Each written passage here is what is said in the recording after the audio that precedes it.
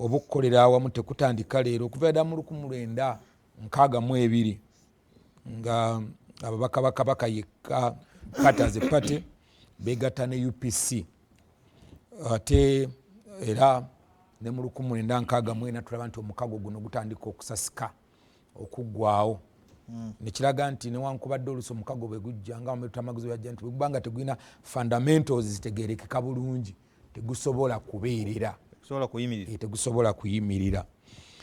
Mu 1980 President Museveni yakola omukago n'abantu abalala bangi okuyingira ensiko okulwanyisa Dr. Milton Obote ne bayingira mu alliance era alliance eno yalimu abantu bangi nnyo wadde yakulembera Yoweri Kaguta Museveni, mwalimu PRA, mwalimu UFL, West Nile Rebels, Uganda Army n'ebiina ebirala bingi funa n'ebirala bingi nnyo byagenda mu mukago ogwo. Era omukago ogwo ne guwangula by 1986 omukago ogwo ne guwangula.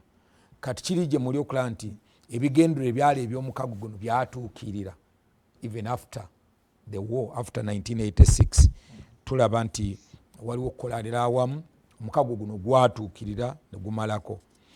Kati mu 1986 wateekawo omukago bayita movement, enkola eya movement nagwo gwali mukago ogwo mukago kubanga gwali enkola ya mugendo, enkola y'omugendo ate era enkola y'omukago enkola yo normally nga mwami nkakwadde agamba buli mwagala okubaako engeri kibayita omugendo kwa mukolera olwo mu mugendo mwine endowooza za njawulo naye mwine ebibagatta.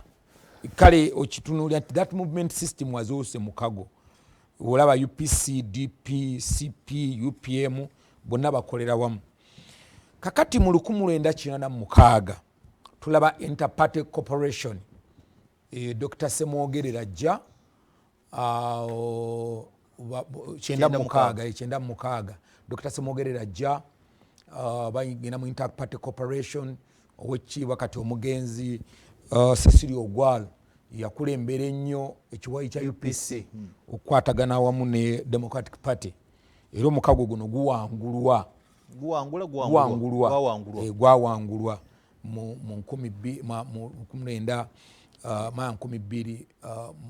1996 results zaalaga nga omukago gwawangulwa newankubadde waliwo okwegatta. Kakati mwembusuulwa bw'ogenda mu kalulu ka 2011 saagadde nnyo genda mu 2006 naye ne bw'ogenda mu 2006 olaba nti waliwo okwegatta. Naye mu 2011 abatulaba opposition parties agreed to front one candidate era bakkirizigana ne bagamba kabaleete Dr. Kizza Besigye, VFDC, UPC, Jema ne CP. Era bw'otunuulira akalulu akavaamu ku mulundi ogwo olaba nti era still President Museveni yawangula. Actually ne bw'ogenda mu 2006 nebwanga wadde otandise ne 2006 Dr. Besigye yafuna obululu million 2.6, that is 37%. President Museveni afuna obululu million ye yafuna about 69% 2006. Kati yes, kakati nsaba musooke muwulirize mu 2011 era still omukago guno gwaliwo ogwa ebibiina ne bafloatinga Dr. Kizza Besigye. President Museveni afuna obululu million 5.4, that is 68%. Dr. Besigye afuna obululu million 2, that is 26%, even ngera bali mu mukago. Kakati mu 2016 era bakkiriziganya tibana etuflontinga omuntu omu Dr. Besigye era akomawo afuna ebitundu 3.6, President Museveni afuna ebitundu 6.8%. Kakati wetwalaba nnyo kukkiriziganya wabadde mu kalulu maybe akawedde aka 2021 naye emikago gino gizze zibeerawo throughout era emikago gino zizze era President Museveni agiwangula oba NRM eziwangula. Of course mu mugundi yonna twali front ya candidate General Yoweri Kaguta Museveni. Kakati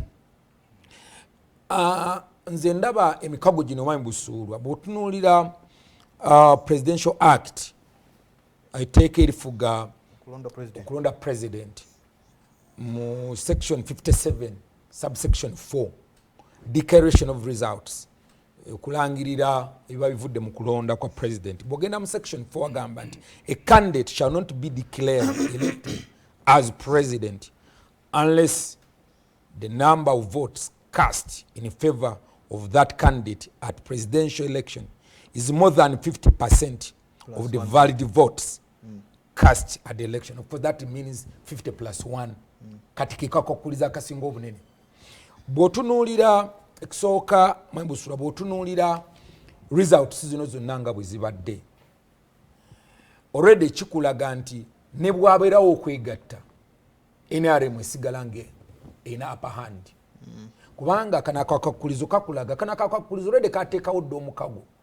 Kikyogamba teri mulaso kufuna 50 plus 1. Yes. Anti nkugamba nti singa wabaddewo ene precedence egamba nti Mukaaku bwe yajja ne Kiwanda Kiwanda n'afuna zo ne Mukaaku n'abugabanya singa twali twegasse twali tusobola okuwangula ono. Ne bwe begatta teri yali awezeza 50 plus 1. It has never. Mu mikago gyabo Jonna ne baberanga kale ne baberanga bonna bazze ne n'ogatta percentage onafunyeyo studio onafunyeyo era still tebawezanga kuwa 40%. Ng'obubbi bwabwe bagamba nga obutoddeko banga nabugaseeko. No ebyo birala kubanga ekyo si kyange. Ngabo kyali ko ne bwe mukola mu kati njagala kulaga kubanga nze ngo wa National Resistance Movement olwaleero nsobola okulaga kati nga wano mu Central Region nina abaka 25 abawangulwa olw'ensonga twali divided. Tujja kusanga waina omubaka kati ngeka Sanda South waina omubaka ow'ekitiibwa Simewo Nsubuga nafuna obulunga kenda nofuna Sulambaya nafuna obulunga bonga kenda owanupu najja n'abawangulira ku mutwalo nga kitegeeza nti bwe mugatta obululu buno bwombi bwe mugatta obululu bw'abantu bamwe babiri kati awo kikolinga naawe ekyo bw'obanguga nti bani singa twegatta that one calls for that. But in the constituencies singa I lost over 21 constituencies here in the Central Region because of multiple candidates. Kati kino kyeboogerako kiringa ekigamba nti oba oli awo singa twegatta ne history yonna ekulaga from 1996 akalulu ka 2001 akalulu ka 2006 akalulu ka 2011 akalulu ka 2016 n'akalulu ka 2021 ne bw'ogatta bonna basigalira tebawangula. So guno omukago nze ndowooza now what do it ekisooka we tulaga kubanga kye kibuuzo kyali kyekidda